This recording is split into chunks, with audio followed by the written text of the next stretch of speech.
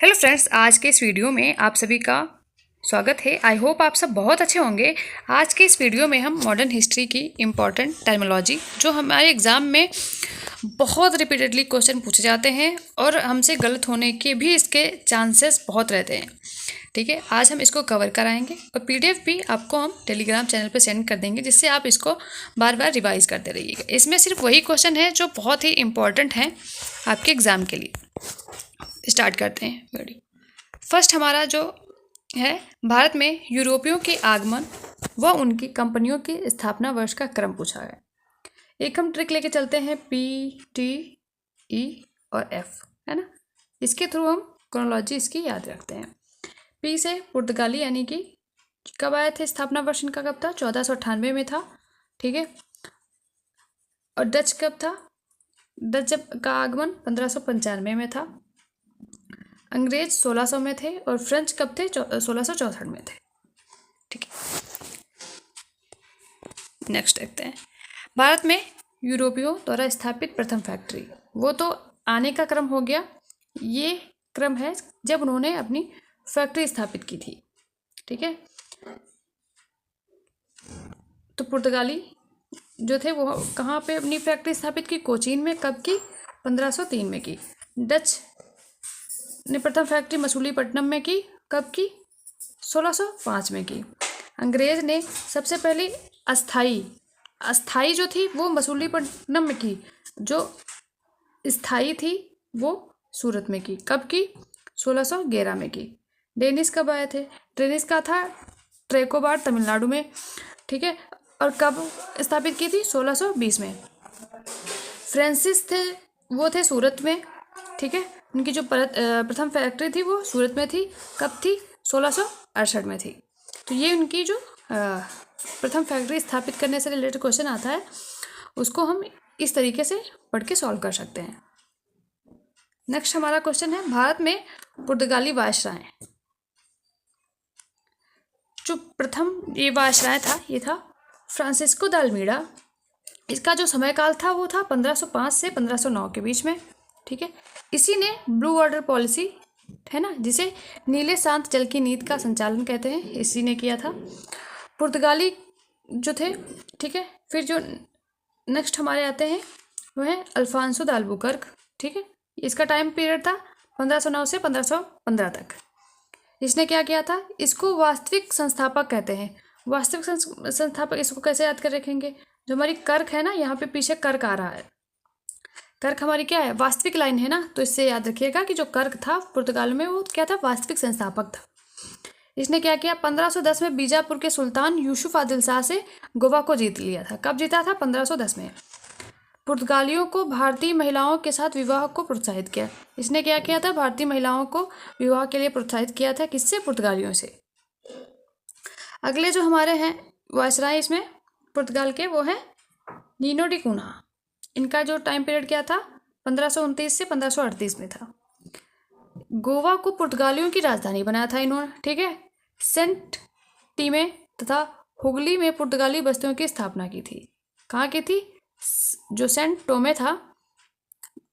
टोमे तथा हुगली में इन्होंने पुर्तगालियों बस्ती की स्थापना की थी। नेक्स्ट 1535 में दीव पर आधिपत्य कर लिया था। दीव वही दमन और दीव। ठीक है, 1535 में दीव पर आधिपत्य कर लिया था। तो ये हो गए हमारे पुर्तगाली वायसराय। नेक्स्ट है हमारे सिख धर्म के जो 10 गुरु थे उनके बारे में।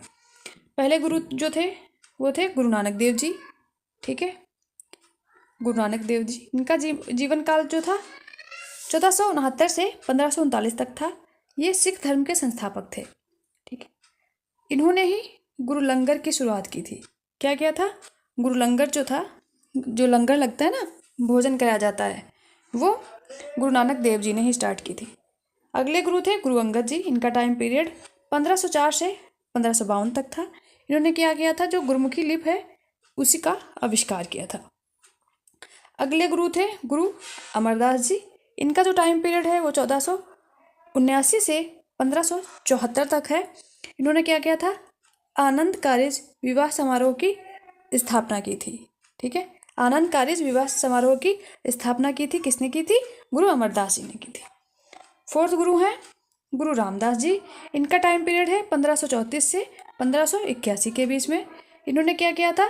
अमृतसर इसकी स्थापना की थी।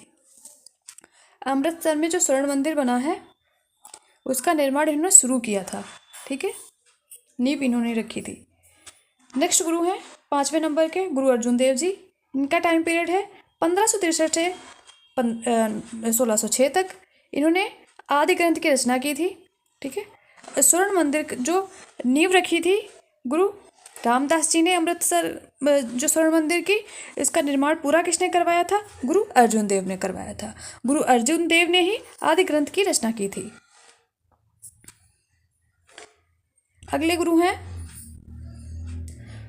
गुरु हरगोविंद। इनका टाइम पीरियड है 1594 से 1644 के बीच में। इन्होंने क्या किया था? सिख समुदाय को एक सैन्य समुदाय में बदल दिया था। जो सिख समुदाय था उसको क्या किया था? सैन्य समुदाय में बदल दिया था। इन्होंने ही अकाल तख्त की स्थापना की थी। अकाल तख्त की स्थापना किसने की थी? गुरु हरगोविंद ने की थी। 8वें नंबर के गुरु हैं गुरु हर राय। इनका टाइम पीरियड क्या है? 1630 से 61 है।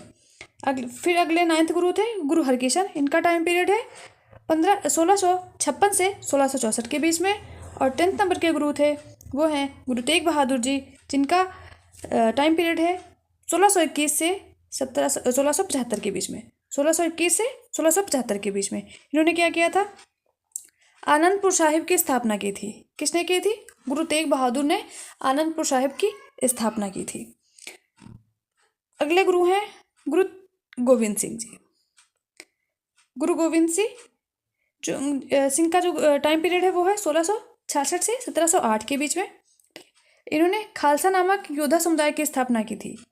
ठीक है, जो हरगोविंद जी थे उन्होंने सिख समुदाय को सैन्य समुदाय में बदल दिया था, बट जो गुरु गोविंद सिंह थे उन्होंने खालसा नामक योद्धा समुदाय की स्थापना की थी। तो कंफ्यूजन मत होइएगा। ठीक है, ये मानव के रूप में अंतिम सिख गुरु थे और इन्होंने गुरु ग्रंथ साहिब को सिखों के गुरु के रूप में नामित किया था। जो गुरु ग्रंथ साहिब है उसको उन्होंने सिखों के गुरु के रूप में नामित किया था। अगली हमारी टर्मिनोलॉजी है प्रमुख शहरों के संस्थापक। ठीक है, जैसे कि कलकत्ता का संस्थापक कौन था? जॉब चार्नॉक था। कलकत्ता का संस्थापक जॉब चार्नॉक था। मद्रास का कौन था? फ्रांसिस डे था। कौन था? फ्रांसिस डे था। और बम्बई का संस्थापक गेराल्ड अंगियार था। क्या था? गेराल्ड अंगियार था। बहुत ही इंपॉर्टेंट क्वेश्चन है ये। अगला हमारा है अंग्रेजों व फ्रांसीसियों के मध्य 3 जो कर्नाटक युद्ध हुए थे। ठीक है, उनकी जो संधियां हुई थी उसके बारे में। ठीक है, प्रथम कर्नाटक युद्ध कब हुआ? कब से कब तक था समय काल उसका? 1746 से 1748 के बीच में, है ना। 1746 से 1748 के बीच में। विजयी कौन था? फ्रांस विजयी हुआ और इसके परिणाम में जो संधि हुई उसका नाम था एक्सला सापेल संधि। ठीक है, कौन सी? एक्सला सापेल संधि। कब हुई थी ये? 1748 में हुई थी। अगला जो युद्ध है द्वितीय कर्नाटक युद्ध, ये हुआ 1749 से 1754 के बीच में। 1749 से 1754 के बीच में विजयी पक्ष ब्रिटेन रहा और ये समाप्त हुआ पांडिचेरी की संधि के साथ। पांडिचेरी की संधि कब हुई?